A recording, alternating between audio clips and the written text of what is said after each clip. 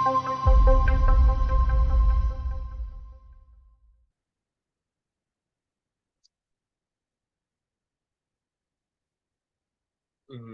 जी, अस्सलाम वालेकुम।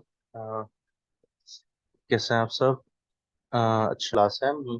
UK taxation के बारे में थोड़ा सा इसको डिस्कस करते हैं। अभी भी थोड़ा सा आप लोग को मैं एक ओवरव्यू दूंगा, एंड सेकेंडली ब्रीफ डिस्कशन भी इस पे हमारी आज होगी। देन ऑन गोइंग क्लासेस में हम ईच एंड एवरी जो हमारा एस्पेक्ट होगा, हमारे जो हमने इस कोर्स में उसको कवर करना होगा, उसको हम इसमें अच्छे से कवर करेंगे। उसका हम उसके बारे में स्टडी भी करेंगे, उसके बारे में हम एग्जांपल्स भी करेंगे, थोड़ा सा उसको प्रैक्टिकल एक्सपेक्ट से भी देखेंगे। एंड देन जो हमारे पास नॉर्मली एक सॉफ्टवेयर वगैरह होते हैं, थोड़ा सा उन उन पे भी हम जाके थोड़ा सा एक रियल लाइफ सिनेरियो भी हम देखेंगे कि भाई रियल लाइफ में ये चीज़ें कैसे होती हैं। तो फर्स्ट ऑफ ऑल मैं आपको अपना इंट्रोडक्शन दे देता हूँ। मेरा नाम मोहम्मद वकास है। मैं इस्लामाबाद में होता हूँ, एंड मैं इस फील्ड के साथ रिलेटेड हूँ फ्रॉम पास्ट 7.5 years। मेरा इंटायरली एक्सपीरियंस यूके टैक्सेशन के साथ है। मैं करंटली भी अभी जो काम कर रहे हैं, हम यूके के लिए ही हम काम कर रहे हैं। यूके के कॉरपोरेशन टैक्स के बारे में, पर्सनल टैक्स के बारे में, वैट रिटर्न्स के बारे में, हमारे सेम वही जो कुछ, इन शॉर्ट जो काम आपने अगर देखोगे, इस तरह पाकिस्तान में अकाउंटेंसी फर्म्स होती हैं, और वो पाकिस्तान के आपके मतलब कंपनी के अकाउंट्स वगैरह देखते हैं, उसको फाइल करना, उस पर जो टैक्सेस लगते हैं इंडिविजुअल की। जिस तरह आजकल बड़ी गर्मा गर्मी चल रही है, चूंकि 30 सितंबर आज एफबीआर की तरफ से डेडलाइन थी आपकी टैक्स रिटर्न जमा कराने की। तो जिस तरह पाकिस्तान में ये सारी चीज़ें चलती है, ऑब्वियसली यूके में भी ये सारी चीज़ें चलती हैं। तो मैं उन्हीं के साथ एफिलिएट हूँ। मैं यूके के लिए काम करता हूँ पिछले तकरीबन 7 साढ़े 7 साल से ज़्यादा ही हो गए हैं तकरीबन। तो हमारे इंटरली एक्सपीरियंस भी मेरा यही है। तो जहाँ तक बात, थोड़ा सा मैं वन बाय वन आप लोग का इंट्रो लेना चाहूँगा। देन उसके बाद हम जाते हैं थोड़ा कोर्स का आउटलाइन के बारे में हम जाते हैं। जस्ट एक क्विक अपना नाम बता दीजिएगा, एंड देन जरा बताइए कि आप लोग का बैकग्राउंड क्या है, ताकि मैं उस पर्सपेक्टिव से फिर उन चीज़ों को लेके चलूँ। जी फर्स्ट, अच्छा मैं जिनका नाम लूँ काइंडली वो अपना माइक अनम्यूट करके वो बात कर सकते हैं। अ, अ, आरिफ साहब, आरिफ काइंडली अपना माइक म्यूट अनम्यूट करें। हाँ जी। अस्सलाम वालेकुम सर, मेरा नाम असद आरिफ है। जी जी मैं आईसीएम में क्वालिफाइड हूँ और जी। करंटली मैं फ्रीलांसिंग की फील्ड से रिलेटेड काम कर रहा हूँ। और मैं फाइबर और अपवर्क दोनों पे टॉप रेटेड सेलर हूँ। मैं यूएस माशा- टैक्सेशन पे तो काम कर रहा हूँ, जी जी। लेकिन just wanted to jump into the UK tax field. So that's perfect, basically short intro. Perfect, thank you so much. And I have a name for A K, who is A के?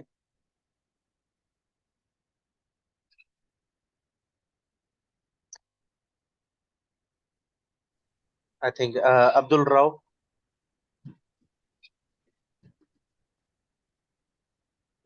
Anyone?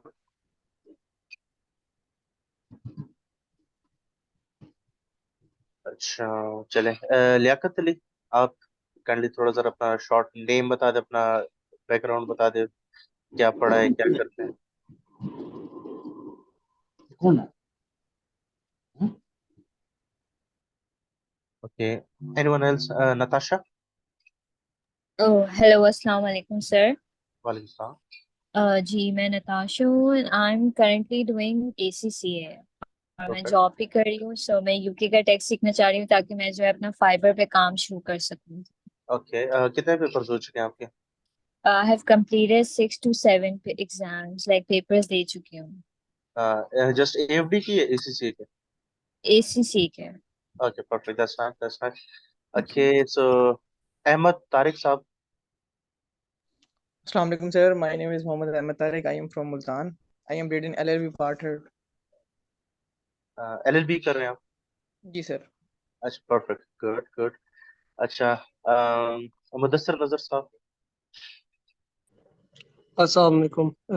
मैं advocate high court हूँ। मैं माशा पाकिस्तान में taxation के matters देख रहा हूँ। इसके अलावा मैं यूके में इनोवेयर इंसाइट्स लिमिटेड का डायरेक्टर भी हूँ। कुछ अर्सा मैं यूके जबरदस्त। में रहा हुआ भी हूँ और थोड़ा बहुत मुझे टैक्स का अंदाजा है जो मैं उधर पे करता था। ओके, बट अब to enhance my knowledge I join this course कि ये मुझे अपने डायरेक्टरशिप में भी हेल्प करेगा काफी। आपके लिए बहुत सारी चीजें हैं, नो वरीज। सही चले सही, आई एम डन है। रेडी। थैंक यू जी। अच्छे, मंशा, मंशा साहब कौन है? या मैम, जो भी।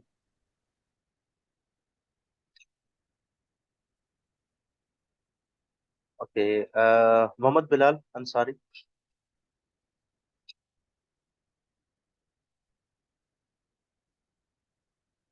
Okay, anyone else? Sumaya Jamshed.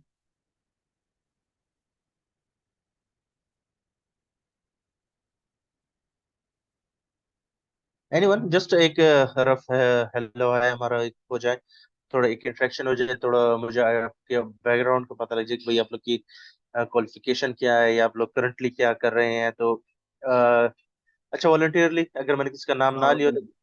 मैं जमशेद बात कर रहा हूँ। मैं अपनी वाइफ की आईडी से बात कर रहा हूँ। No worries, no worries, no worries. मैं सीए इंटर हूँ, प्लस 4 इयर्स की आर्टिकल्स की हुई है मैंने। तो माशाल्लाह। अभी फ्रीलांसिंग कर रहा हूँ जी फाइवर जबरदस्त। पे पिछले जी, 5 साल से। बेहतरीन तो मेरा बेहतरीन। अपना एक छोटा सा सेटअप है जिसमें मेरे मेरे पास यूके और यूएस के क्लाइंट्स हैं। तो वो अक्सर बहुत पूछते हैं कि आप वैट फाइलिंग या टैक्सेशन की तरफ भी आए। तो इसलिए बहुत मैं ये सीखना चाह रहा हूँ। यूएस का तो मैं सीख रहा हूँ, यूके की तरफ भी मैं आना चाह रहा हूँ। बेहतरीन हो गया। ओके, नूर अली साहब।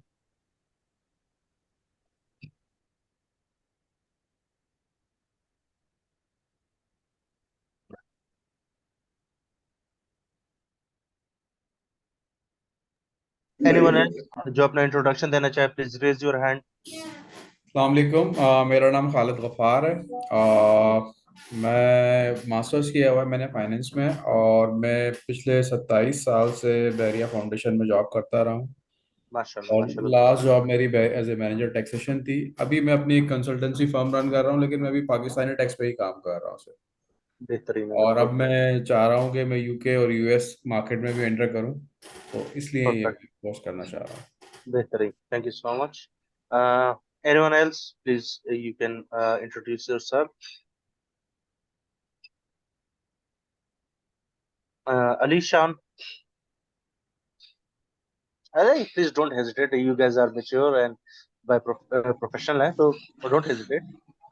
अस्सलाम वालेकुम जी वालेकुम सलाम। जी, मेरा नाम मुजम्मिल है और मैं सीए फाइनलिस्ट हूँ। और माशाल्लाह, करंटली जबरदस्त। मैं होंडा एटलस कार्स में as a senior assistant manager finance काम कर रहा हूँ। माशाल्लाह, वहाँ पे जबरदस्त। इनकम टैक्स और सेल टैक्स के मैटर्स देखता हूँ। तो बेहतरीन। Now I want to learn UK taxation, और पर्पस यही है कि फ्रीलांसिंग करूँ और यानी कि फॉरेन करेंसी में अर्न करूँ। नो डाउट, ऑब्वियसली हर बंदे का ये मोटिव होता है, क्योंकि वो हमारे सीईओ थे, तो अल्लाह उनको जिंदगी दे। बहुत लर्न किए ऑब्वियसली, जो चीजें आपने, जितने हमारे सीए के बैकग्राउंड से हमारे भाई बहन है, नो डाउट नॉलेज तो बहुत हम गेन कर लेते हैं, लेकिन ऑब्वियसली उनको प्रैक्टिकली अप्लाई करना, दैट इज समथिंग एल्स। क्योंकि मैं जब स्टार्ट, इवन जब मैंने भी किया था ना, तो हाँ, बहुत फ्रीक आउट टाइप सा हो गया यार, ये तो इधर कुछ और ही चल रहा था, पढ़ तो हम कुछ और, मतलब बेसिस आपकी वही होती है, but real life is something else. तो ये आप सब ने एक्सपीरियंस किया होगा अपने लाइफ में, कि हम जो पढ़ते हैं ऑब्वियसली एक नॉलेज बेस के लिए बहुत एक अच्छी चीज होती है, बट इसमें नो डाउट जो आप प्रैक्टिकल लाइफ में जो चीजें एक्सपीरियंस करते हैं, that that matters a lot. और वही आपके आपके स्किल्स में बहुत हेल्प आउट करती है, आपको स्किलफुल बनाने में। एंड एक चीज हमेशा याद रखिए, अगर आपके पास स्किल है ना, तो इंशाल्लाह you can do very well, specially in Pakistan as well. क्योंकि यहाँ पे यू कांट बिलीव, मतलब माशाल्लाह आजकल मेरे खुद ही अपने ऐसे कुलीग्स हैं ना, जो कि यहाँ पाकिस्तान में बैठ के मतलब यूके यूएस के लिए काम कर रहे होते हैं, they are earning in dollars. अब मेरे रिसेंटली कुलीग थे, वो मेरे साथ फर्म में ही होते थे, मैं चूंकि एज मैनेजर हूँ तो असिस्टेंट मैनेजर थे, तो उन्होंने भी इवन जॉब भी छोड़ दी है, और उन्होंने यूके में किसी फर्म के साथ उनकी जॉब हुई है, तो घर से ही काम कर रहे हैं उनके लिए। Per hour 10 pound per hour, वो जो काम कर 10 पाउंड पर आवर कर रहे हैं। तो रफली उस दिन जस्ट एक कैलकुलेशन मारे तकरीबन 6.5-7 लाख रुपए पर मंथ उसका बनता है ना। मतलब पाकिस्तान में आप एक बार 3-4-5 लाख रुपए कमाए तो मेरे ख्याल में पाकिस्तान में बहुत अच्छे से सर्वाइवल तो क्या मतलब बहुत अच्छे से आप रह सकते हैं। तो वो कहते हैं ना कि आप अर्न बाहर की करेंसी में करें और खर्च पाकिस्तानी रुपीज में करें, then you are doing perfect Pakistan. फिर पाकिस्तान से बेहतरीन जगह कोई नहीं है, इसमें कोई डाउट नहीं है। एंड ऑब्वियसली अब चूंकि हमारे प्रीवियस बैचेस भी चल रहे हैं तो उसमें हमारे पास काफी कलीग्स ऐसे हैं जो कोई बाहर जा चुके हैं, कोई प्लान कर रहे हैं, किनके इन प्रोसेस है। तो जैसे इसलिए यूके टैक्सेशन ले रहे हैं कि यार वहां जाके इन्होंने प्रैक्टिस करनी है। अच्छा हमारे पास लॉयर पिछले बैचेस में काफी ज्यादा है, ये इसमें तो हमारे पास सीए और एससीए भी काफी, लेकिन पिछले बैचेस में हमारे पास लॉयर्स काफी ज्यादा है। तो नो डाउट एक बहुत अच्छी प्रैक्टिस, और काफी दो बंदे तो ऐसे हैं जो यूके अभी जा चुके हैं, देन वो वहां से क्लास ले रहे हैं जस्ट इस पर्पज के लिए कि हम जब प्रैक्टिस अपनी स्टार्ट करें, देन हमें हमारे पास टैक्स कंसिक्वेंसेस आते हैं या हमारे क्लाइंट्स आते हैं तो हम उनकी हेल्प आउट कर सकें। तो एक अच्छी इनिशिएटिव है हमारा। अच्छा, अब हम थोड़ा सा देखते हैं कि ये तो थोड़ी ज़बानी कलामी हमारी बातें हो गई हैं। थोड़ा सा मैं आप लोग के साथ ये शेयर करना चाहता हूँ कि हम इस कोर्स में देखेंगे क्या क्या चीज़ें हम गो थ्रू करेंगे, किन किन चीज़ों पे हम काम करेंगे, वो हमारे लिए कितनी रेलेवेंट होंगी। और मैं आप लोग को डिस्क्लेमर तो एक किस्म का नहीं दे रहा, बट मैं आप लोग को एक चीज ये बताना चाहता हूँ कि मेरा उन चीजों पे ज्यादा फोकस रहेगा जो कि रियल लाइफ में हम ज्यादा मतलब हमारे लिए हेल्पफुल होती है। मतलब एक सेकंड में थोड़ा सा आप लोगों के साथ शेयर कर लूँ। हम आपकी क्वेश्चंस भी चुके रहा, अगर आप लोग को कोई क्वेश्चन हो ना तो आप अपना ऑप्शन यूज कर सकते हैं, रेज योर हैंड, मैं then I will call you and आप फिर अपना क्वेश्चंस पूछ सकते हैं। अच्छा, हमारे पास कोर्स की आउटलाइन क्या है। हमने इस कोर्स को जिन कोर्सेज में मैंने डिवाइड किए हुए है अपॉन माय एक्सपीरियंस, और मुझे जो लगता है जो आप लोग के लिए ज्यादा बेनिफिशियल है, वो थोड़ा सा इस कैटेगरीज में कि इनको मैंने 5 डिफरेंट लेवल्स में डिवाइड किए हुए हैं। पहले हम जिस चीज को हम कवर करेंगे वो हमारा होगा पर्सनल टैक्स, देन उसके बाद हम करेंगे कॉरपोरेशन टैक्स, फिर उसके बाद कॉरपोरेशन टैक्स के बाद हम करेंगे वैल्यू एडेड टैक्स जिसे हम वैट बोलते हैं। देन उसके बाद हम आते हैं कंपनी सेक्रेटेरियल की तरफ के जो एडमिनिस्ट्रेटिव वर्क टाइप चीजें होती हैं, उसके उस पे हम आएंगे। एंड देन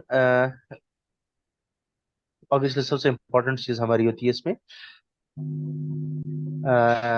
सबसे इम्पोर्टेंट चीज हमारे बीच में थी प्रैक्टिस। और इस प्रैक्टिस के अलावा एक चीज करना भी आई थिंक इतना वर्ती आपके लिए नहीं होगा। और सेकेंडली प्रैक्टिकल से थोड़ा सा ये होता है कि आपको चीज़ों की समझ थोड़ी सी बेहतर से आ जाती है, चीज़ों को अंडरस्टैंडिंग ज्यादा अच्छे से हो जाती है। अच्छा, अब इनको मैंने इस लेवल में डिवाइड क्यों किया कि मैंने पर्सनल टैक्स को पहले क्यों रखा है, फिर मैंने कॉर्पोरेशन टैक्स को क्यों रखा है, फिर मैंने वैल्यू एडेड टैक्स को क्यों रखा है, और कॉर्पोरेशन टैक्स को मैंने उसके बाद क्यों रखा हुआ है। अच्छा, आ, उस पे आते हैं। जहां तक बात है पहले कॉर्पोरेट पर्सनल टैक्स की, पर्सनल टैक्स मैं इस वजह से पहले इसको कवर करना चाह रहा हूँ कि पर्सनल टैक्स हमारा ऐसे कह लें कि 50% ऑफ द कोर्स है इन शॉर्ट, बल्कि मैं अगर कहूँ 60% ऑफ द हमारा कोर्स पर्सनल टैक्स है तो शायद मैं गलत आपको ना कह रहा हूँ, क्योंकि पर्सनल टैक्स में हम जो जो चीजें पढ़ेंगे वो हमारे कॉर्पोरेशन टैक्स में तकरीबन 60-70% रूल्स एंड रेगुलेशंस वही हैं।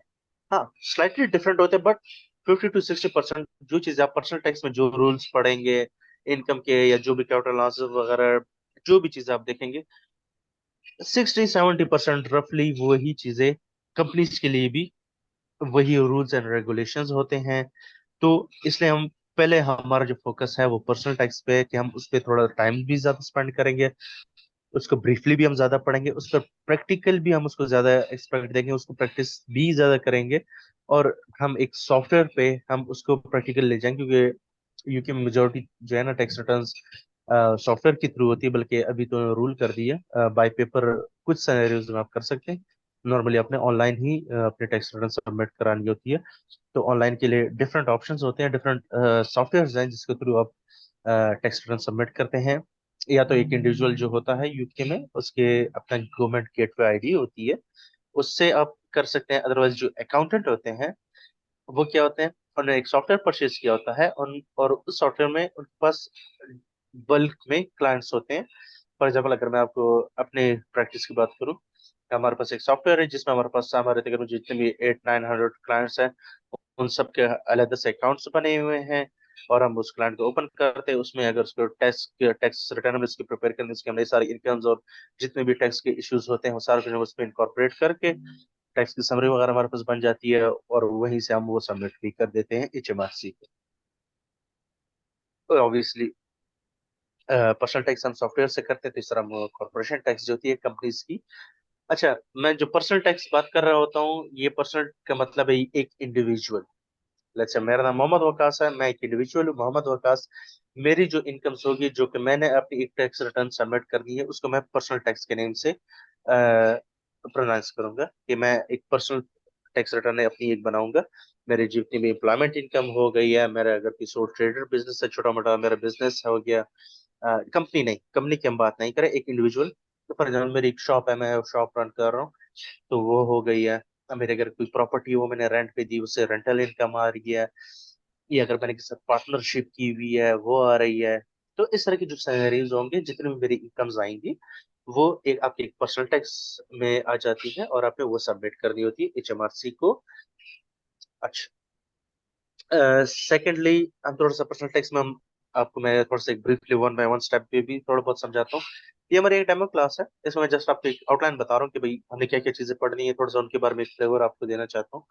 तो देन नेक्स्ट जब वीक से हम प्रॉपर स्टार्ट करेंगे, तब हम एक एक चीज को प्रॉपरली उसको समझेंगे, पढ़ेंगे, उसका प्रैक्टिकल एक्सपेक्ट देखेंगे भी क्या चीज कैसे होती है, इस पे टैक्स अप्लाई कैसे होता है, ये हमारे टैक्स रिटर्न में कहाँ अपीयर होती है, क्या क्या इसकी इम्प्लीकेशंस होती हैं। तो ईच एंड एवरीथिंग आप लोग इंशाल्लाह जो जो क्वेश्चंस होते हैं वो भी हम करेंगे। और हमारी क्लास के एक रूल, थोड़ा सा रूल तो नहीं, बस मैंने एक बनाया हुआ है, जैसे ही हम क्लास स्टार्ट करते हैं तो स्टार्ट के 10-15 मिनट हमने प्रीवियस सेशन के लिए रखते थे, लास्ट क्लास के लिए। उसमें अगर आप लोग क्वेश्चन होते हैं तो उसको हम डिस्कस करते हैं।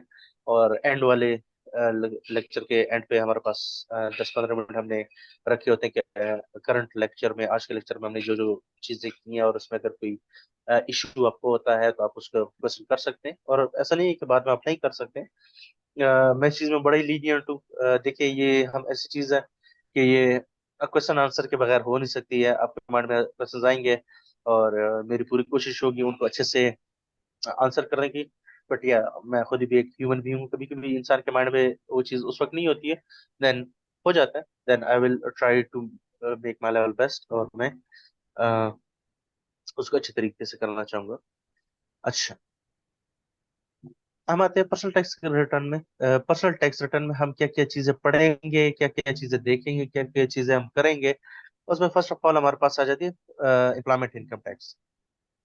एम्प्लॉयमेंट इनकम टैक्स क्या है, जो कि मेजोरिटी ऑफ द वर्ल्ड यही कर रही होती है। हम एम्प्लॉयमेंट कर रहे थे, हम कहीं जॉब कर रहे होते हैं, हमें वहां से सैलरी आती है।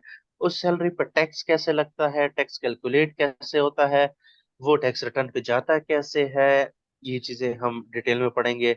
कि जो हमारे पास एम्प्लॉयमेंट इनकम आती है उसमें क्या क्या चीजें कंसिडर करने वाली होती हैं। पे स्लिप होती है, उसको कैसे रिकॉर्ड करते हैं, या जो P60 हमारे ACCA वाले जो हैं उनको जरा इस टर्म का पता होगा। P60 फॉर्म एक होता है जिसमें आपकी एनुअल इनकम शो होती है। अ, हमारे पाकिस्तान में जिस तरह कहते हैं ना, सैलरी सर्टिफिकेट जो आपको मिलता है ईयर एंड पे, जिसमें कि आपकी पूरे साल की इनकम शो होती है और आपका जितना टैक्स डिडक्ट हुआ होता है, तो वो सारी चीजें उसमें मेंशन होती है। इस तरह यूके में एक डॉक्यूमेंट होता है जिसको हम बोलते हैं P60 फॉर्म, और उसमें आपकी पूरे साल की इनकम अवेलेबल होती है। उसमें मेंशन होती है कि आपका एम्प्लॉयर कौन था, आपने कहाँ जॉब की है, आपकी टोटल सैलरी की पूरे साल की कितनी बनी, आपसे कितना टैक्स डिडक्ट हुआ हुआ है, उसको आप अपने टैक्स रिटर्न में शो कैसे कराते हैं और उसका क्या इम्पैक्ट होता है। ये चार सारी चीजें हम देखेंगे। अच्छा, एम्प्लॉयमेंट बेनिफिट एंड टैक्सेस। अब एक तो आपको सैलरी मिल गई है, सैलरी के बाद आपको जारी बात बेनिफिट्स भी मिलते हैं।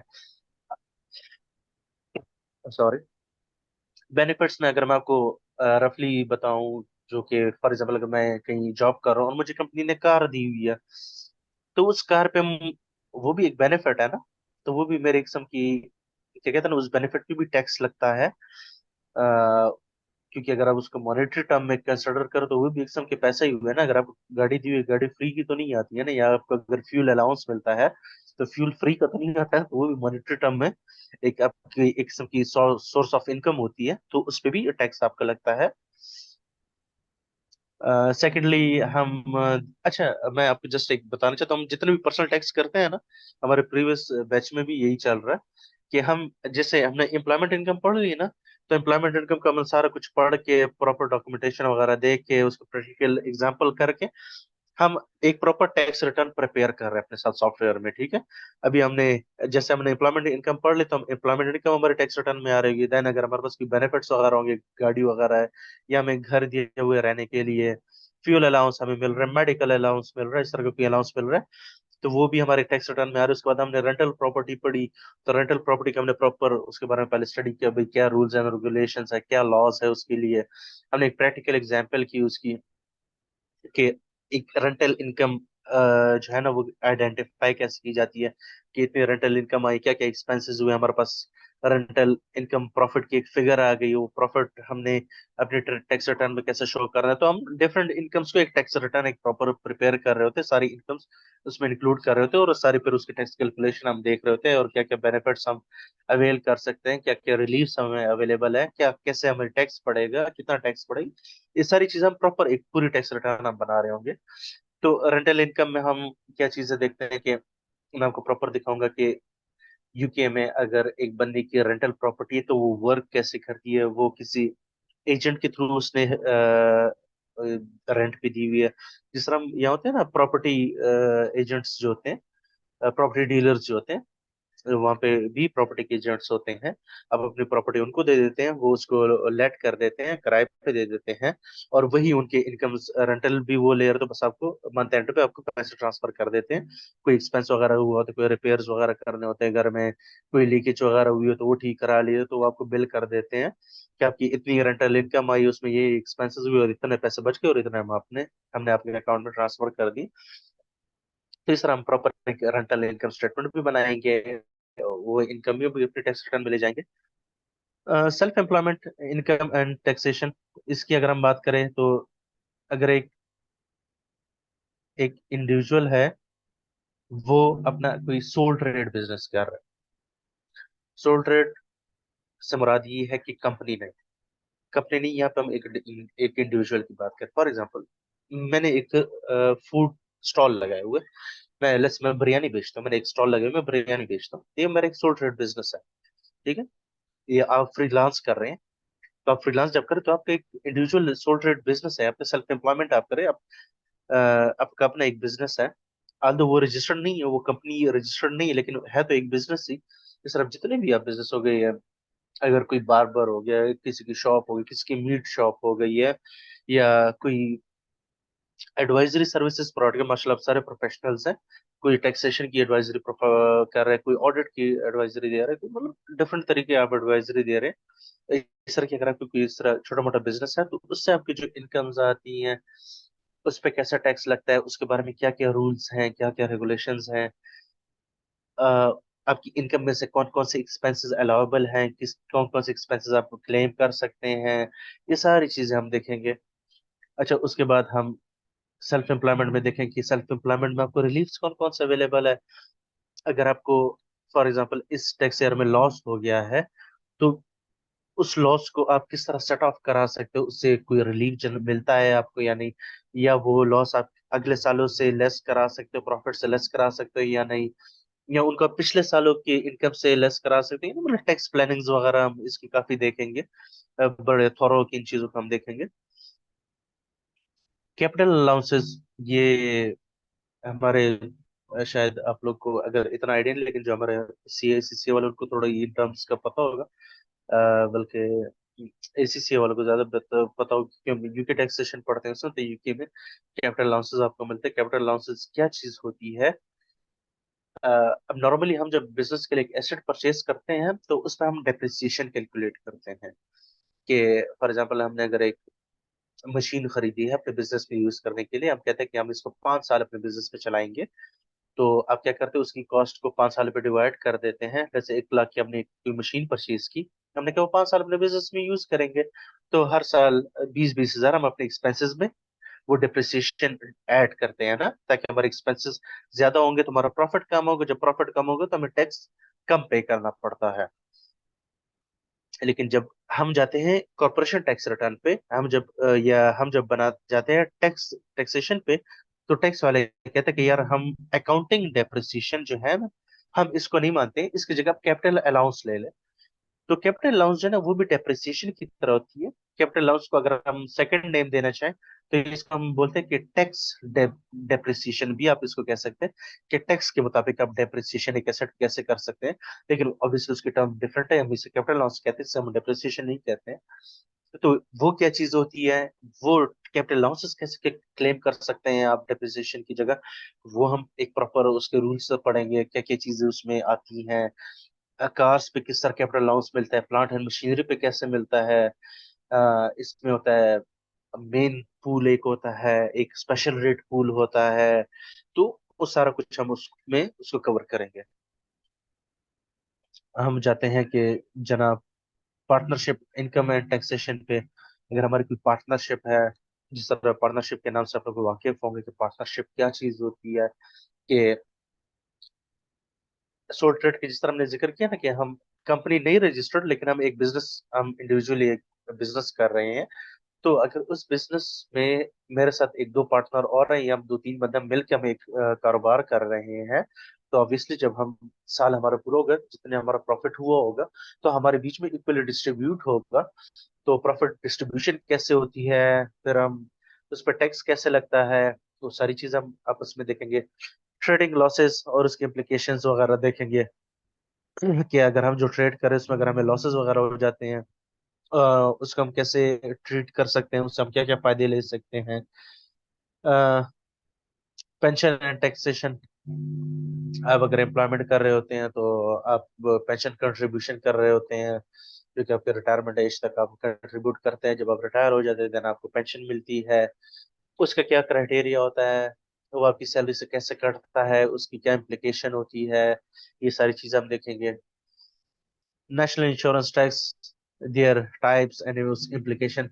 एनआईसी हम उसे बोलते हैं, नेशनल इंश्योरेंस कंट्रीब्यूशन हम बोलते हैं।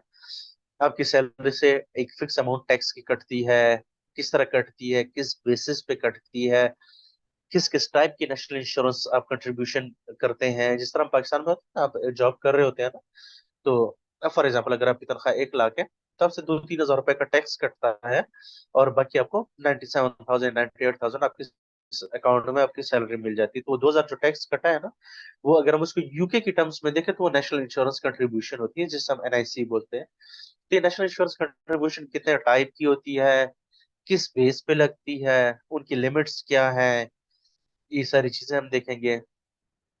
उसके बाद हम आते हैं कैपिटल गेन टैक्स। ये एक डिफरेंट टाइप का टैक्स है, कैपिटल गेन्स टैक्स। कैपिटल, अगर मैं आपको थोड़ा सा क्या कहते हैं ना, आसान भाषा में समझाना चाहूँ, तो अगर हमारा बिजनेस है, लेट्स से हमारा कोई शॉप है और हम पिज्जाज बनाते हैं, ठीक। तो पिज्जाज में आपने देखा होगा बड़े बड़े ओवन्स लगे होते हैं, और जनाब चिलर्स लगे हुए, एसी लगे हुए हैं, फर्नीचर पड़ा हुआ है। तो अगर हम वो ओवन बेचते हैं या वो फर्नीचर बेचते हैं, उस पे हमें प्रॉफिट होता है, गेन होता है। मतलब हमने लेट्स से कोई एसी खरीदा था, हमने 1 लाख का खरीदा था, हमने उसको साल 2 इस्तेमाल भी कर लिया, हमने उसको बेचा, वो 1,20,000 का हमने बेच दिया। जो 20,000 का हमें प्रॉफिट हुआ ना उससे, तो वो जो 20,000 का प्रॉफिट हुआ उस पे क्या क्या बेनिफिट्स, उस पे हमें टैक्स कैसे देना पड़ेगा, वो टैक्स हम कम कैसे कर सकते हैं, ये सारी चीजें हम उसमें उसको देख सकते हैं। अच्छा, कैपिटल गेन टैक्स का हम फॉर्मा में भी देखेंगे, क्या क्या रूल्स हैं। अ, तो ये सारी चीजें हम देखेंगे। उसके अलावा रिलीफ हमारे पास अवेलेबल हैं, कि कौन कौन से हम रिलीफ ले सकते हैं। अगर हमें कैपिटल गेन की बजाय कैपिटल लॉस हो जाता है, देन हम क्या क्या करेंगे, वो सारी चीज देखेंगे। ओवरसीज एस्पेक्ट ऑफ सीजीटी, अगर हमारे कोई ऐसे एसेट्स हैं जो कि यूके से बाहर है। अच्छा, हम जितना भी काम करेंगे हमने ये एज्यूम कर रहे कि हम यूके में बैठे हुए हैं और हम यूके से ऑपरेट कर रहे हैं। हमने इस एंगल से सारी चीजें देखी। तो आपके अगर कोई एसेट्स है वो यूके से बायर है, अगर वो आप बेचते हैं उसमें कैपिटल लॉस होता है, गेन होता है, तो उसके बारे में क्या क्या टैक्स की रूल्स हैं, उनको हम किस तरह अकाउंट फॉर करेंगे, ये सारी चीजें करेंगे। Income tax computation for each section. अच्छा, ये ऊपर भी हमने जितनी किस्म की हमने इनकम पढ़ी ना, इन सब का मैं आपको प्रॉपर डॉक्यूमेंटेशन बताऊंगा कि एक एग्जांपल के तौर पे कि सैलरीज हम किस तरह रिकॉर्ड करते हैं, सेल्फ एम्प्लॉयमेंट इनकम कैसे करते हैं, सारी चीजें हम एक प्रॉपर एग्जांपल के थ्रू करेंगे। इन सब इनकम्स को जब हम सॉफ्टवेयर में डालेंगे, इन सब इनकम्स पे जो टैक्स कैलकुलेट होगा, वो सारी चीजें हम एक परफॉर्मर जब हमारा बन जाता है, टैक्स कैलकुलेशन बन जाती है, वो कैसे करेंगे। काइंडली जरा आप लोग अपना ये मार्कर ना यूज करें स्क्रीन पे, ये थोड़ा डिटोरिएट कर रहे हैं। अच्छा जी।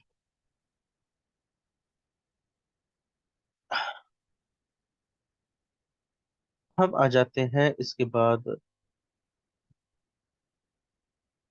मुझे एक सेकंड। अच्छा, फिर एडमिनिस्ट्रेशन में हम ये देखेंगे भाई टैक्स रिटर्न सबमिट कैसे होती है, क्या क्या चीजों का हमें ख्याल करना होता है। एक इनकम टैक्स प्रिपेयर करने के लिए तो हमने चीजें देख ली हैं कि भाई क्या क्या इनकम्स हमें चाहिए होती हैं, वो इनकम हमें पता कैसे लगती है, किन किन डॉक्यूमेंट्स हम उनको देखते हैं। पर टैक्स रिटर्न सबमिट करने के लिए उनमें उनके लिए हमें किन किन चीजों का होना लाजमी है, क्या क्या चीजें हमें रिक्वायर्ड होती हैं, वो चीजें हम सारी इसमें देखेंगे। जी असद साहब, आप कुछ पूछना चाह रहे जी सर, जी सर, ठीक है। क्योंकि एक सेशन वो हमारा सेशन क्लोज, एक सेक्शन कंप्लीट होने लगा था, तो मेरा क्वेश्चन ये था कि क्या हम ये आपने कहा हम प्रैक्टिकली करके देख रहे होंगे, तो क्या आप ये किसी सॉफ्टवेयर के अंदर हमें करा रहे होंगे या किस तरह से होगा, ये थोड़ा सा बता दें। हैं?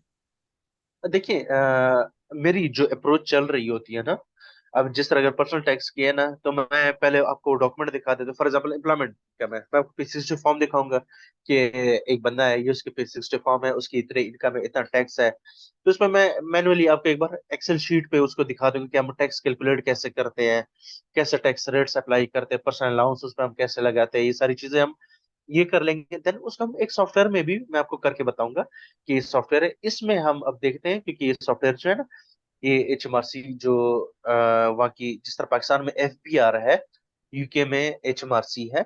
तो HMRC के वो सर्टिफाइड सॉफ्टवेयर होते हैं और उस पे वो सारे टैक्स रूल्स वगैरह मतलब पहले से अप्लाई हो रहे होते हैं।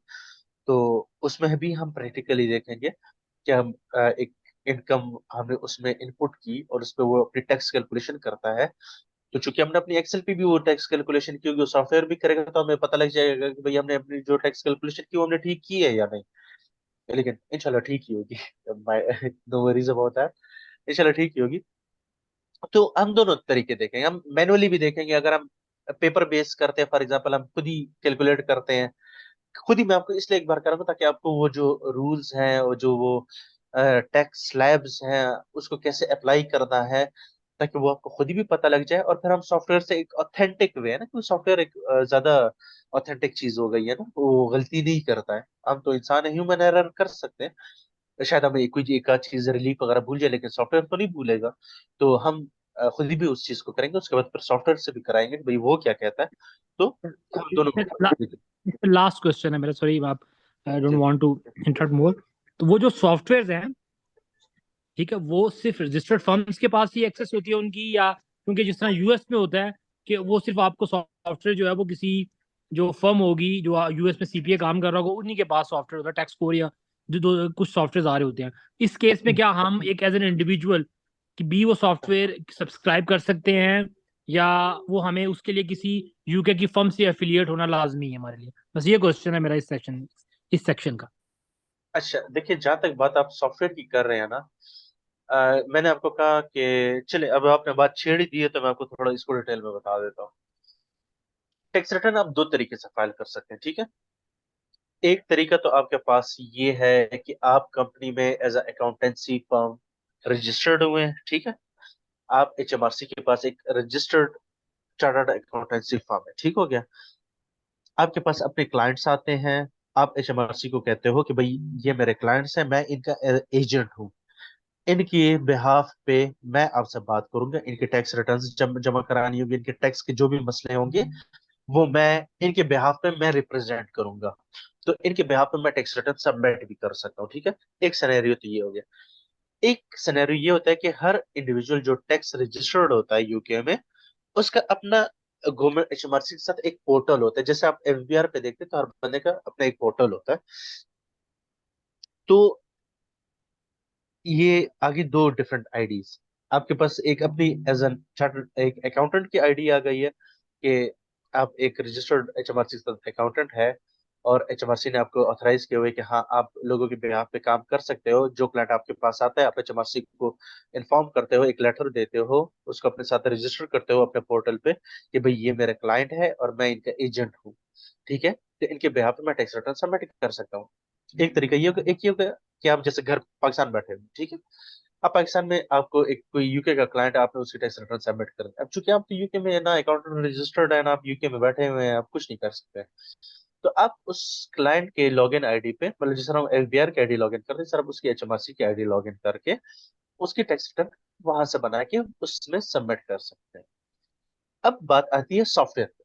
अब अगर हम ये दोनों सिनेरियो सॉफ्टवेयर मिलाते हैं, अब मैं हूं एक अकाउंटेंसी फर्म जो कि रजिस्टर्ड है यूके में, मेरे अपने क्लाइंट्स हैं, मैं उनका एजेंट हूं।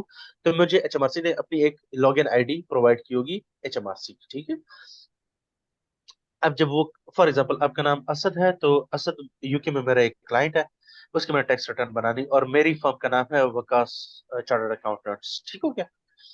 आप मैंने HMRC को बता दें कि मिस्टर असद जो है ना, ये मेरा अपना एक एजेंट पोर्टल होता है, उसमें मैं आपको अथराइज करता हूँ कि ये मेरा क्लाइंट है।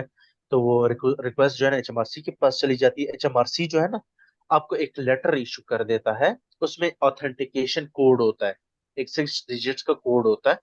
वो HMRC आपको बाय पोस्ट आपके घर या आपने जो एड्रेस डाला होता है उस पर भेज देता है। तो जब वो डॉक्यूमेंट आपके पास जब आ जाता है ना, तो देन आप वो डॉक्यूमेंट जो है ना आप मुझे या बाय पोस्ट भेज देते हैं या व्हाट्सएप पे आप मुझे पिक्चर भेज देते हैं कि मुझे ये HMRC की तरफ से कोड आया है। तो मैं अपने पोर्टल पे जाके, वो फॉर्म जो है ना वो अपने पोर्टल पे जाके वो कोड डाल देती है, और आप मेरे क्लाइंट रजिस्टर्ड हो जाते हो, ठीक है ना, मतलब मैं आपका एजेंट हो गया। अब जब मैं अपने सॉफ्टवेयर में आपकी टैक्स रिटर्न बनाऊंगा, तो उसके लिए मुझे आपके अपने लॉगिन आईडी की जरूरत नहीं पड़ती थी, ठीक है, क्योंकि मैं आपका एजेंट हूं और मैं आपके बिहाफ पे आपकी टैक्स रिटर्न सबमिट कर रहा हूँ। तो मैं अपने ही सॉफ्टवेयर में, फॉर एग्जाम्पल मैं एग्जांपल दूं, मेरे मेरे पास सॉफ्टवेयर है टैक्स फाइलर, ठीक है ना, मैंने आपकी टैक्स रिटर्न बना ली, और उसमें मेरा अपने आईडी लॉगिन अवेलेबल है। मैं उसी से आपकी टैक्स रिटर्न सबमिट कर दूंगा। क्यों? क्योंकि आप मेरे क्लाइंट हो, और मैं आपके एज एन एजेंट हूं, तो मैं आपके बिहाफ पे मैंने आपकी टैक्स रिटर्न सबमिट करा दी। जहां तक बात है आपने की सॉफ्टवेयर आप इंडिविजुअल ले सकते हैं या नहीं, हाँ। अब जिस सॉफ्टवेयर से मैं एज अ अकाउंटेंसी फर्म मैंने आपकी रिटर्न सबमिट की, मैं बिना रजिस्टर्ड भी उसको कर सकता हूँ, लेकिन फिर जो टैक्स रिटर्न सबमिट करने के लिए मुझे वो आईडी पासवर्ड चाहिए होगा ना, वो फिर मैं आपका जो आपका पर्सनल आईडी पासवर्ड होगा ना HMRC वाला, गवर्नमेंट गेटवे आईडी होगी, वो आप मुझे प्रोवाइड करोगे, वो मैं उधर डालूंगा अपने सॉफ्टवेयर में, और फिर मैं अपने सॉफ्टवेयर से आपकी टैक्स रिटर्न सबमिट करूंगा। I hope I can answer your question. ठीक है, मेक सेंस? बिल्कुल sir, thank you so much for detail explanation. You can no, continue.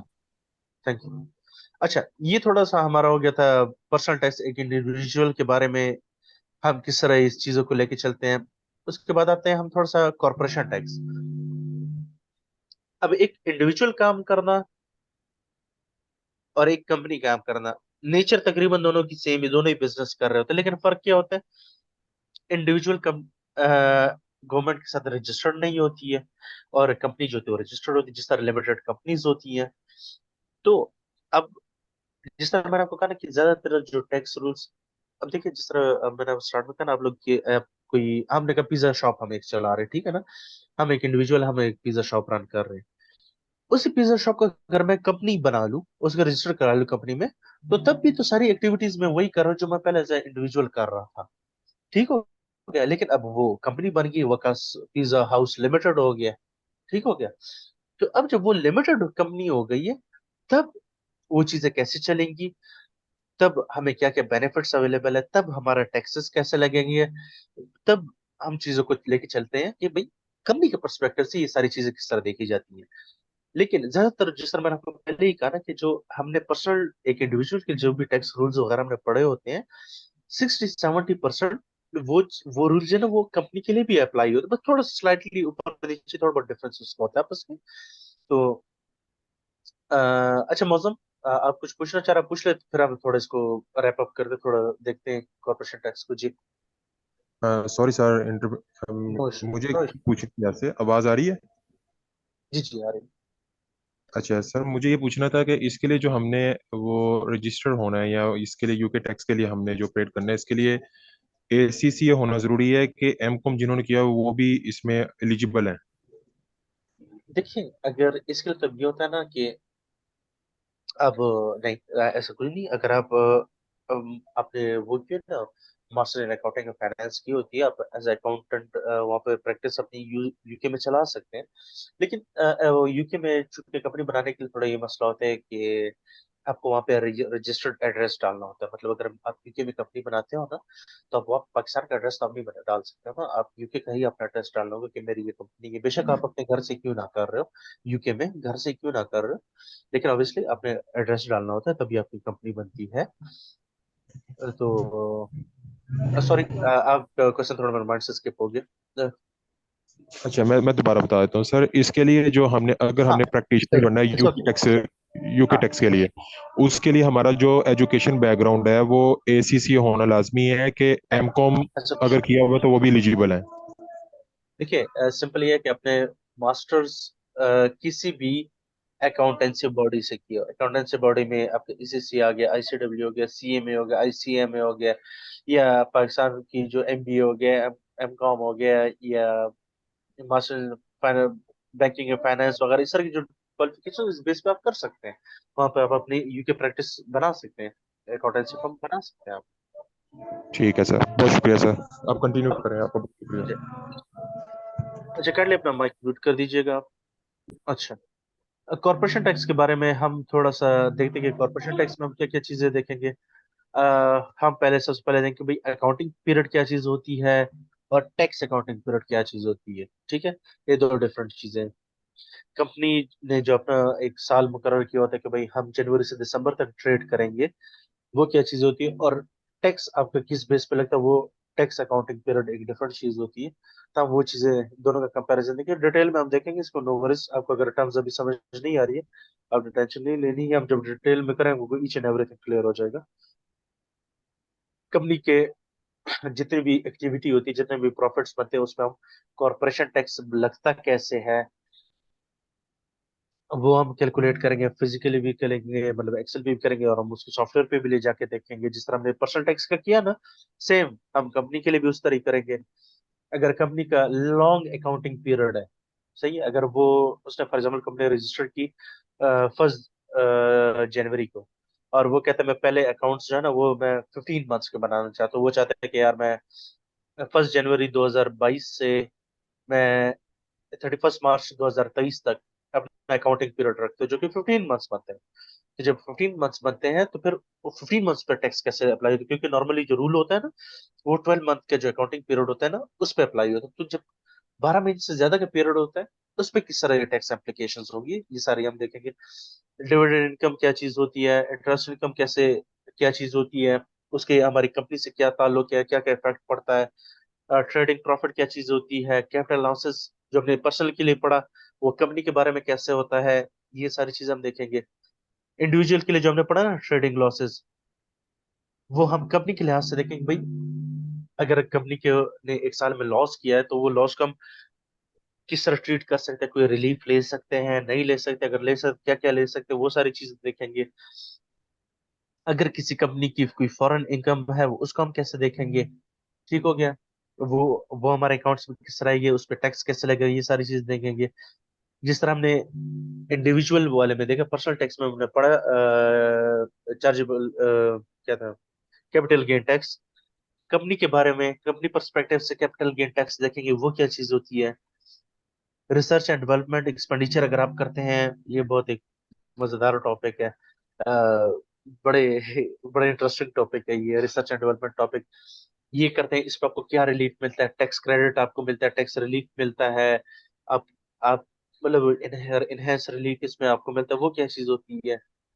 Consortium क्या चीज होती है, ये हम देखेंगे। Overseas aspect of corporation tax, अगर आप यूके की कंपनी है और आपके यूके से बाहर भी ऑपरेशन होते, कोई ब्रांच है, कोई सब्सिडरी है, या कोई दूसरी कंपनी है जो आपके अंडर काम करती है, उसके प्रॉफिट्स यूके में किस तरह टैक्स होते हैं, ये सारी चीजें हम देखेंगे। अच्छा, प्रैक्टिकल एग्जाम्पल अकाउंट्स प्रिपरेशन में आपको प्रॉपर एक अकाउंट्स बना के दिखाऊंगी, कंपनी के अकाउंट्स बनते कैसे हैं, उसकी सेल्स किस तरह आती है, फिर उसकी एक्सपेंसेस हम किस तरह अकाउंट फॉर करते हैं, हमारे पास प्रॉफिट फिगर आती है, फिर जितने भी उसके टैक्स एस्पेक्ट होते हैं वो सारी चीजें हम उसको एक प्रैक्टिकल एग्जाम्पल के थ्रू भी करेंगे। फिर उसको हम सॉफ्टवेयर पे भी ले जाएंगे कि भाई हमारे अकाउंट्स बनते कैसे, नजर कैसे आते हैं, वो सारी चीजें हम देखेंगे। और फिर उसके बाद एडमिनिस्ट्रेशन और कॉर्पोरेशन टैक्स, उसके रिलेटेड जो जो चीजें हमें चाहिए होती है कंपनी के कॉर्पोरेशन टैक्स बनाने के, कंपनी की सूरत में अब हमें दो चीजें करनी होती है। हमें अकाउंट्स भी बनाने होते हैं जो कि हमने सबमिट करने होते हैं कंपनीज हाउस को, और उस अकाउंट्स के प्रॉफिट पे हमने जो टैक्स टैक्स होता है जिसे हम बोलते हैं कॉर्पोरेशन टैक्स, वो हमने सबमिट करना होता है एचएमआरसी को। हाँ, His Majesty Revenue and Customs, HMRC से ये बनता है। पहले जब क्वीन थी तो तब ये हर मेजेस्टी कहा जाता था। अब चूंकि किंग है तो his majesty of RC revenue and custom ये बनता है। अच्छा, सेकेंडली, अच्छा, इस तरह कॉर्पोरेशन टैक्स के हम जिस तरह बात करते हैं, हम पहले अकाउंट्स बनाते हैं। अकाउंट्स में क्या होता है कि हम देखते हैं हमारे सेल्स कितने थे, हमारे एक्सपेंसेस क्या क्या हुए, सारा कुछ हम देखेंगे। उसके बाद हम प्रॉफिट्स उसके बन जाएंगे, उस प्रॉफिट पे कॉर्पोरेशन टैक्स हमारा कैसे कैलकुलेट होता है, तो ये सारी चीजें हम देखेंगे। और फिर उसके प्रॉफिट्स हमने कॉर्पोरेशन टैक्स खुद ही भी कैलकुलेट करेंगे, सॉफ्टवेयर में भी ले जाएंगे, सारा कुछ देखेंगे। तो ये एक फुल फ्लैश हम एक एग्जांपल प्रैक्टिकली भी करेंगे इसकी। अच्छा, नूर अली साहब, आप कुछ पूछना चाह रहे थे?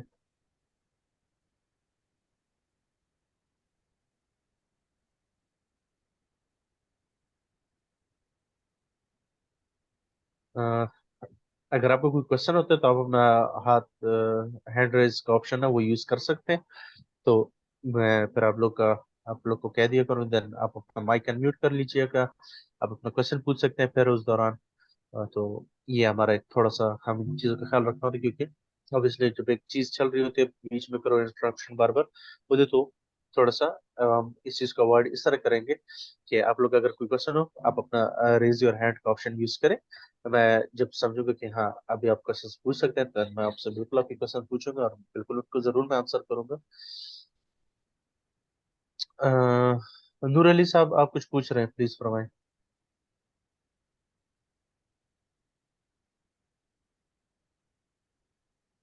चलो, आपकी आवाज दे रहे अली शान साहब, आप कुछ पूछना चाह रहे हैं?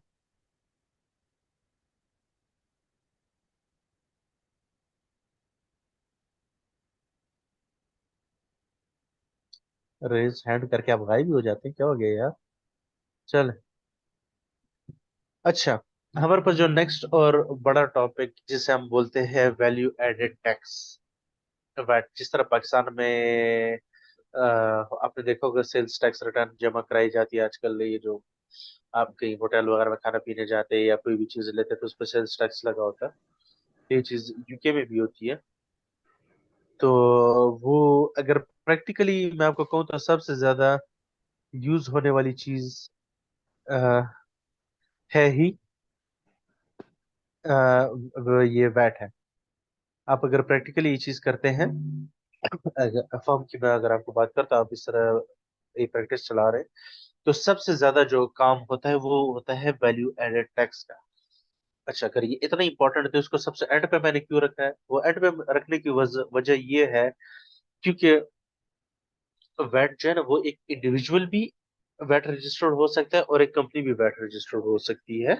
तो इसलिए हमने इसको एंड पे रखा हुआ है ताकि पहले हम इंडिविजुअल को भी पढ़ लें, कंपनी को भी पढ़ लें, तो फिर हम जब वैट को पढ़ेंगे तो कि हमें दोनों का पता कि भाई कंपनी कैसे होती है, एक इंडिविजुअल कैसा होता है, तो हम फिर उसको वैट को देखेंगे। हम वैट के बारे में क्या क्या चीजें देखेंगे भाई, उसका इंट्रोडक्शन पहले हम पढ़ लेंगे भाई, और किस टाइप की सप्लाईज होती हैं, किस तरह के वैट होते हैं, उसकी एक बेसिक कंप्यूटेशन भी हम बनाएंगे, उसकी ब्रीफिंग भी हम करेंगे, किस किस तरह की एग्जेम्पशंस उसमें होती है, उसके रजिस्ट्रेशन क्राइटेरिया क्या होता है, रूल्स क्या होते हैं, रेगुलेशन क्या होते हैं।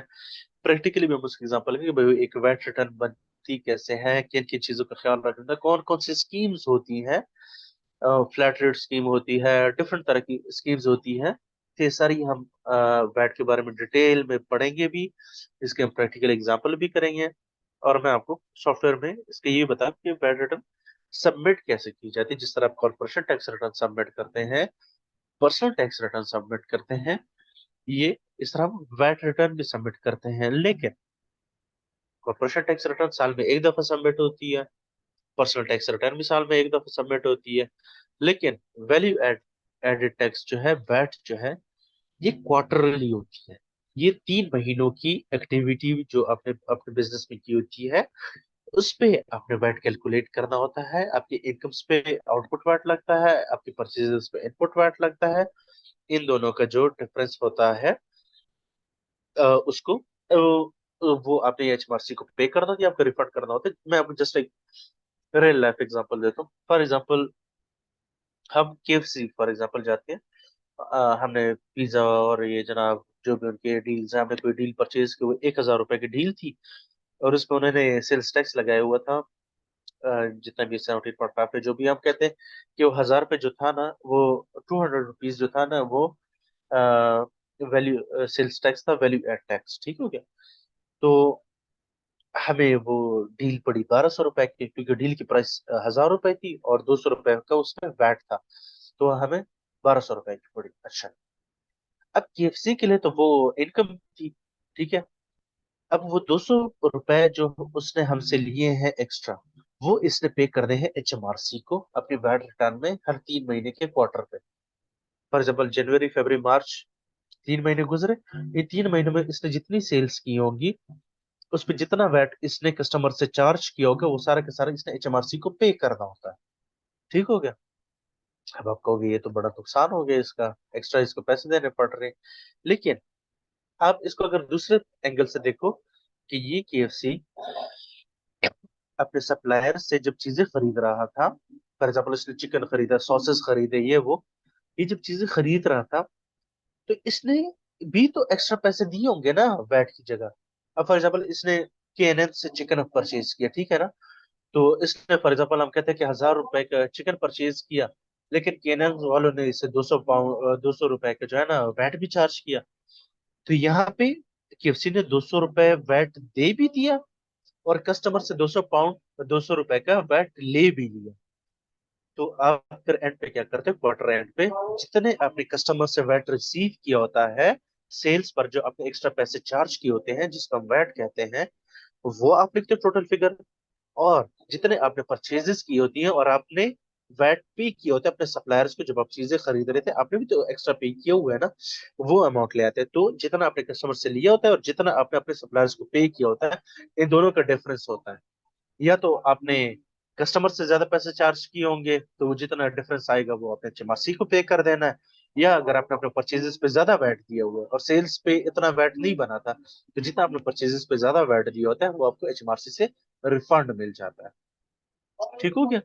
तो ये वैट का एक मैंने आपको बेसिक वो बता दें कि अंडरस्टैंडिंग बता दें कि वैट होती क्या चीज है, कैसे रन करती है।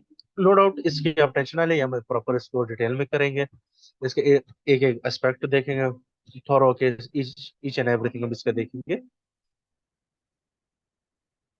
अच्छा, brief discussion on output VAT. Output VAT जो हमारे सेल्स पे लगती है, इनपुट वीएटी जो हमने चीजें परचेज की होती है, अपने सप्लायर्स से खरीदी होती है, और उसमें हमने वैट पे किया होता है, वो उसको हम इनपुट वैट कहते हैं।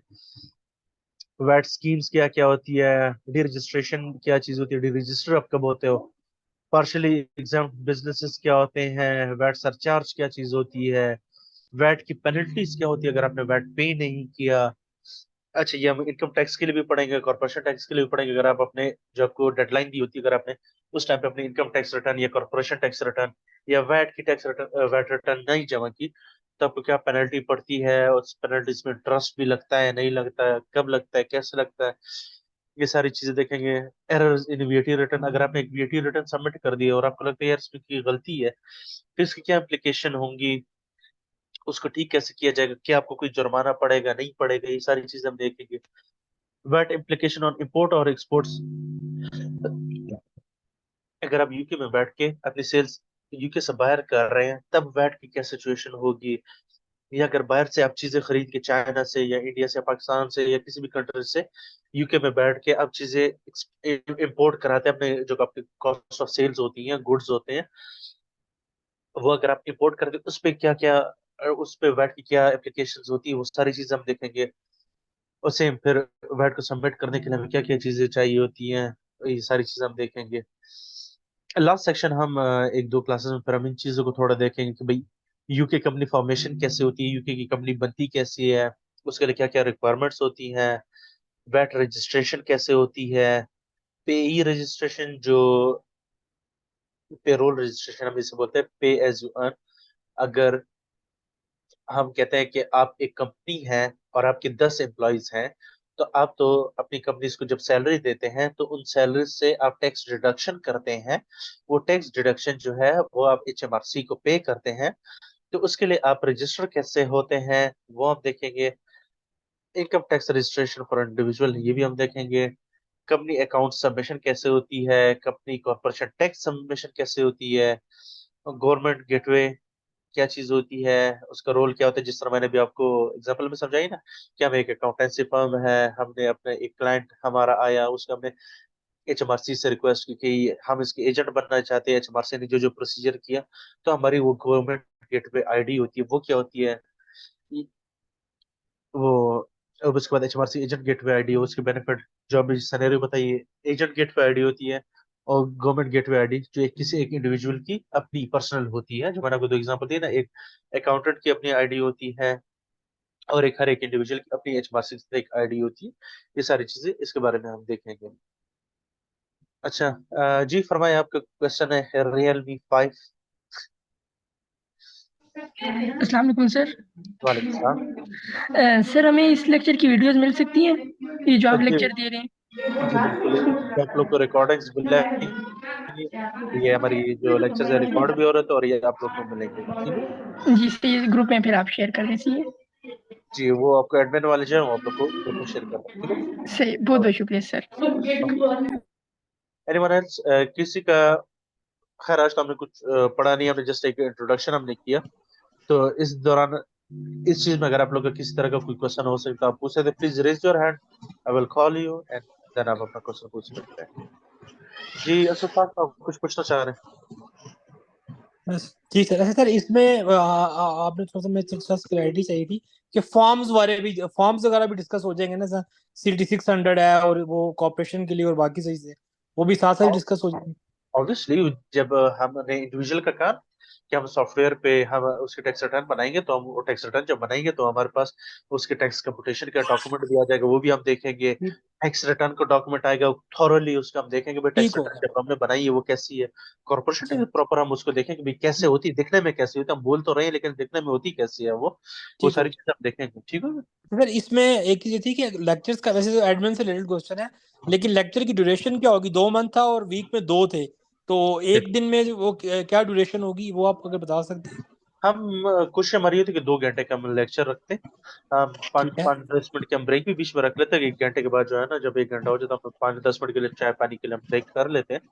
तो थोड़ा सा अगर आप फ्रेश होना चाहते हैं 10 मिनट का ब्रेक कर लेते हैं, देन इन शॉर्ट 2 आवर्स का हमारी क्लास होती यानी कि ऑलमोस्ट 32 आवर्स के ये होंगे। है। जी, 30 to 32 आवर्स आप कह सकते हैं। डिपेंड ठीक करता है, आप लोग अगर ज्यादा कॉम्पिटेंट हुए और जल्दी सीख गए तो कम भी हो सकता है, लेकिन अगर है। टाइम ज्यादा लगा हुआ तो फिर ज्यादा टाइम लगेगा। तो चले ठीक है। अच्छा वो सर, डिपेंड आप लोगों लास्ट पे चीज ये थी कि इस पे कोई PDF मटेरियल भी शेयर होगा या? अगर आप कहते हैं तो नहीं शेयर करते, वैसे मेरे तो मूड होता है मैं शेयर कर देता हूँ। नहीं, वो उसमें ये था कि PDF से ये होता है कि थोड़ा सा आपको एक, मतलब आपको यानी कि एक देखें वो ऑब्वियस सी बात है कि जो वैट या टैक्स है ये बहुत वास्ट सब्जेक्ट है, इसको आप कभी भी हर एक एस्पेक्ट को कवर कर ही नहीं सकते। ये एक रियलिटी है, ये कि Obviously. आप एक लर्निंग प्रोसेस है, आपकी लर्निंग कर्व आस्ते आस्ते से बढ़ती है। तो उसमें ये होगा कि आप रेलेवेंट अगर हमें वो बता देंगे, जैसे HMRC की वेबसाइट ही एक बहुत बड़ा सोर्स है चीजें सीखने के लिए भी और Exactly. अंडरस्टैंडिंग के लिए भी। तो वो ऐसा है ही कि है। पीटी पर कोई थोड़ा सा हो जाएगा तो उससे भी समझ आ जाएगी क्या रेलेवेंट ये मटेरियल। देखिए, जैसे मैंने पहले डिस्कस किया ना आप लोग के साथ कि अगर मैं सिर्फ आपको टैक्स पढ़ाने बैठ जाऊं ना, तो मैं कहता हूँ ना ये 6-7 महीने में भी कवर नहीं, क्योंकि इतना वास्ट है ना। तो एग्जैक्टली। मेरी अप्रोच ये है कि वो चीजें जो मेरा एक्सपीरियंस है 7-8 साल का, जो चीजें 95% यूज होती हैं टैक्स हम्म पर्पज के लिहाज से, मैं उनको फोकस करूंगा।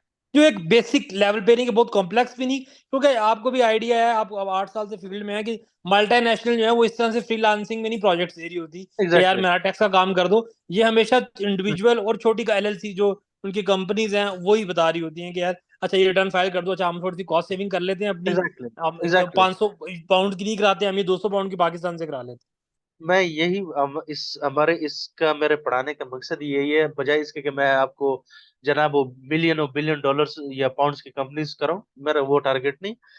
20-30-50 या 1-1.5 लाख पाउंड वाली जो कंपनीज होती हैं या इंडिविजुअल्स होते हैं, उसमें हमने करना होता है, क्योंकि आपकी टारगेट मार्केट ही वही है। क्योंकि यार अगर एक बिल्कुल। कंपनी का $1 मिलियन मिलियन पाउंड्स का रेवेन्यू है ना, तो एक फ्रीलांसर से काम करेगी या किसी एग्जैक्टली मेरा PwC या KPMG से काम कराएगी ना। मैंने वैसे ये चीज मेंशन की भी थी कि मैं खुद भी 8 साल से जी। फ्रीलांसिंग से ही लिंक्ड हूँ, तो वो मुझे भी इस चीज का एटलीस्ट आइडिया है। मैं खुद भी PwC से ही, मैंने मेरे आर्टिकल्स थे ICMA के एग्जैक्टली। बाद, then I join my own setup. तो एनीवेज ठीक हो गया सर, थैंक यू सो तो मच। तो आप बाकी चीजें पीडब्ल्यूसी में खुद ही देख लें, मिलियंस और बिलियंस डॉलर्स वाली कंपनीज होती हैं, तो वो बिल्कुल।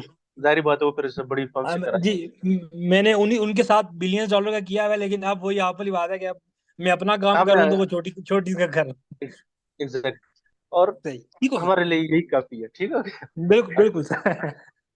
अच्छा जी, ये और किसी को कोई क्वेश्चन? नूर अली साहब, आपने काफी बार हाथ खड़े किए लेकिन आप बोले नहीं, हम पाए क्या हो गया? सर सलामकुम। वालेकुम सलाम। सर मेरी आवाज़ सर मेरी आवाज़ आ रही होगी आपको? जी जी थोड़ा फरमाएं। सा माइक में सर इशू है। सर एक्चुअली मैं MBA फाइनेंस हूँ और एक्चुअली मैं बैंक में जॉब कर रहा हूँ।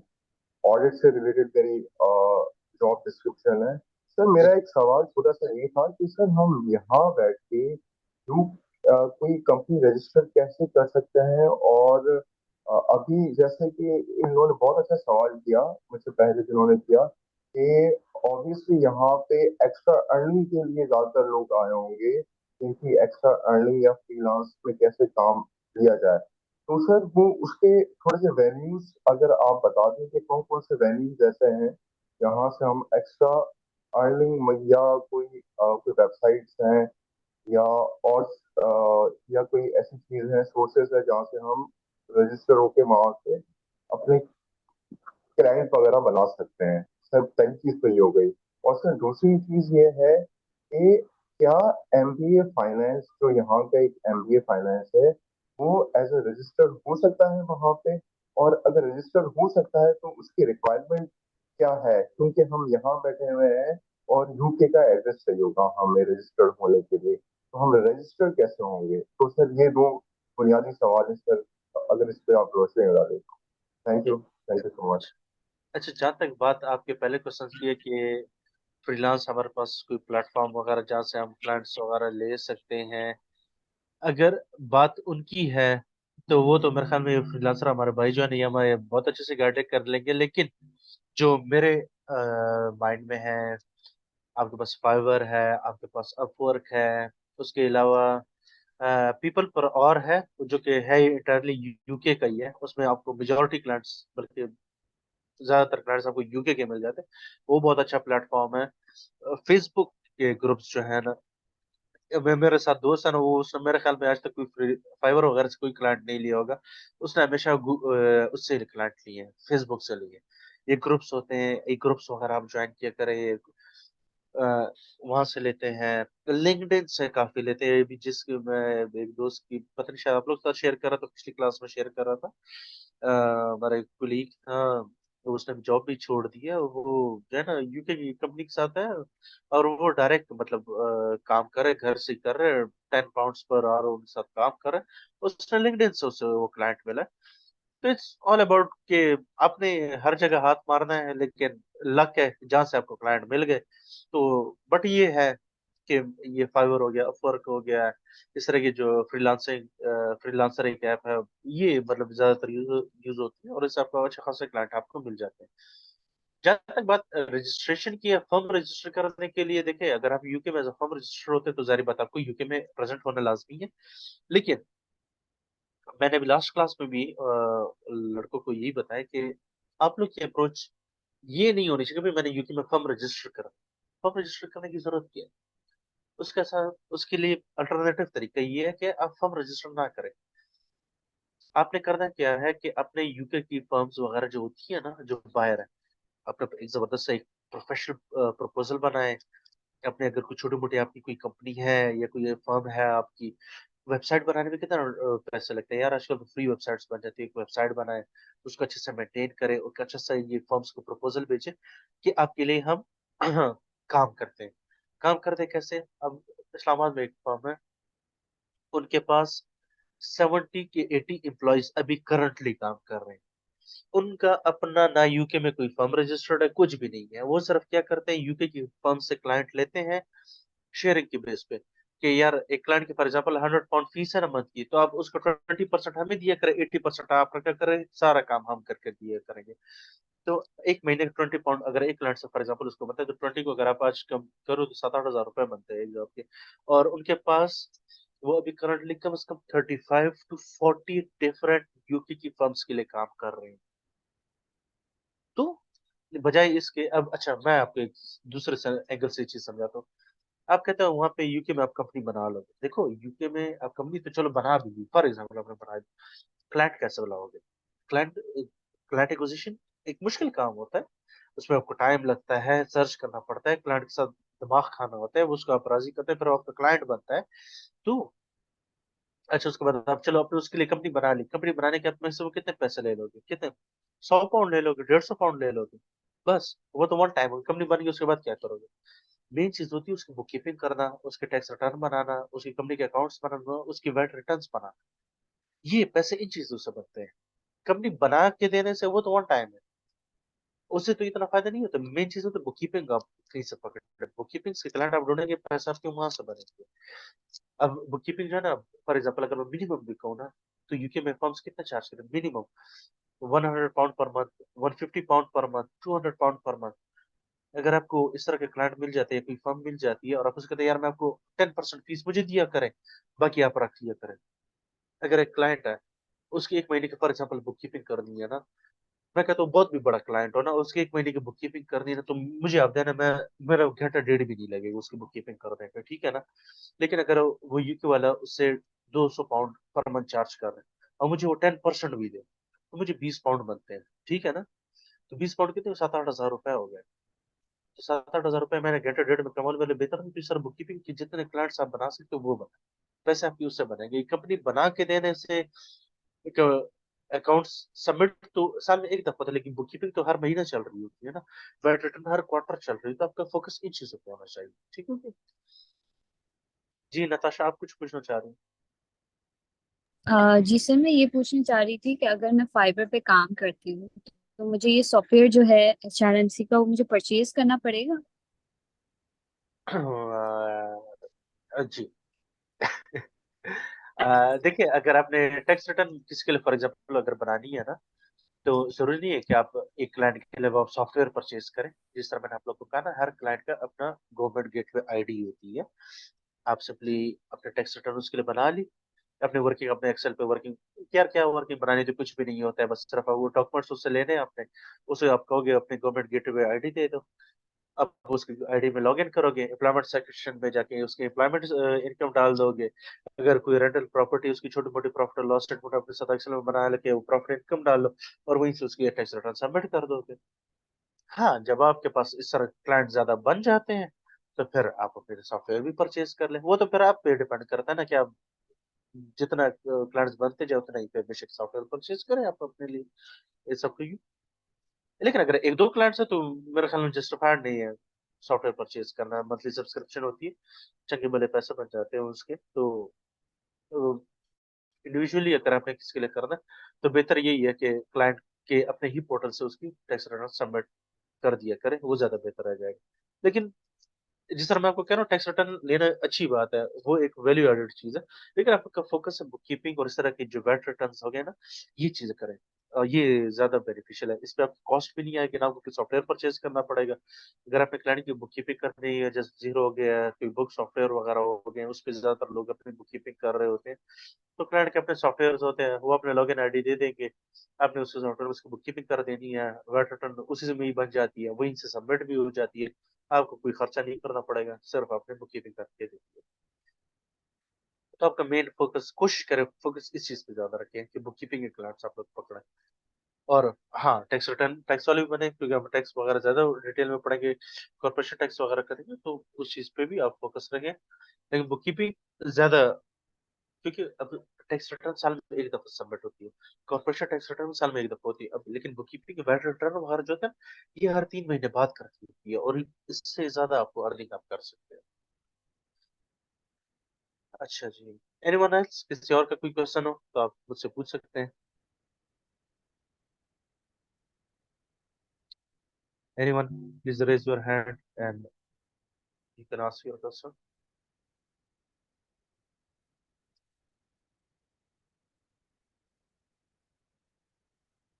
अच्छा, अगर आप लोग का इस जो आज हमने एक इंट्रोडक्शन सा पढ़ा, आज चले कल थोड़ा जेनेरिक सा ही हमारा सेशन था, क्योंकि एक गाइडलाइन जरूरी थी कि आप लोग को भी फर्स्ट क्लास पे एक डेमो थी, तो आपको एटलीस्ट ये आइडिया होना चाहिए कि हम लोग क्या क्या चीजें देखेंगे, क्या क्या चीजें हम कवर करेंगे। तो ये डॉक्यूमेंट मैं आप लोग के साथ अभी ग्रुप में शेयर भी कर लेता हूँ, तो आप लोग डिटेल में देख भी लीजिएगा। इंशाल्लाह हमारी नेक्स्ट जब क्लास होगी तो हम प्रॉपर अपने सेशन को स्टार्ट करेंगे। पर्सनल टैक्स से स्टार्ट करेंगे, एम्प्लॉयमेंट इनकम से हम इसको अच्छे से स्टार्ट करेंगे, और ईच एंड एवरीथिंग जितना मैंने आपको डिटेल में बताया, इन सब चीज़ों को प्रैक्टिकली देखेंगे भी, उसके बारे में पढ़ेंगे भी, उसके प्रैक्टिकल एक्सपीरियंस भी करेंगे। तो इंशाल्लाह बेनिफिशियल हो जाएगा आप सबके लिए। ठीक हो गया? तो स्टिल अगेन, अगर आप किसी को क्वेश्चन तो पूछ सकते हैं, नहीं तो फिर आज का हम सेशन एंड करते हैं, क्योंकि आज हमारा जस्ट एक डेमो क्लास थी हमारी। तो नेक्स्ट क्लास में इंशाल्लाह एक प्रॉपर हमारा सेशन स्टार्ट होगा। ठीक हो गया? तो टिल नेक्स्ट क्लास अपना ख्याल रखिएगा। अ, मिलते हैं फिर नेक्स्ट क्लास में। अपना ख्याल रखिएगा इंशाल्लाह। Take care. अल्लाह हाफिज। अल्लाह हाफिज़।